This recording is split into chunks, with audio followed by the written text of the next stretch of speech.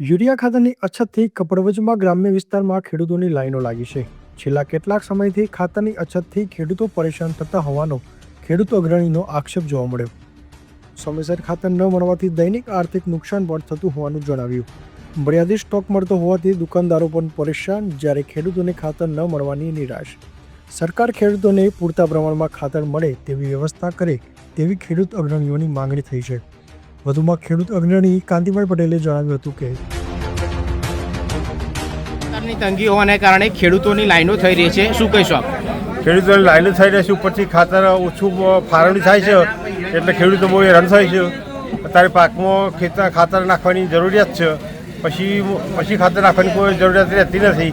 એટલે સત્વરે જેમ બને વહેલી તકે ખેડૂતોનો સહકાર મળે એ રીતે ફાળવણી કરો તો ખેડૂતો એ થઈ શકે.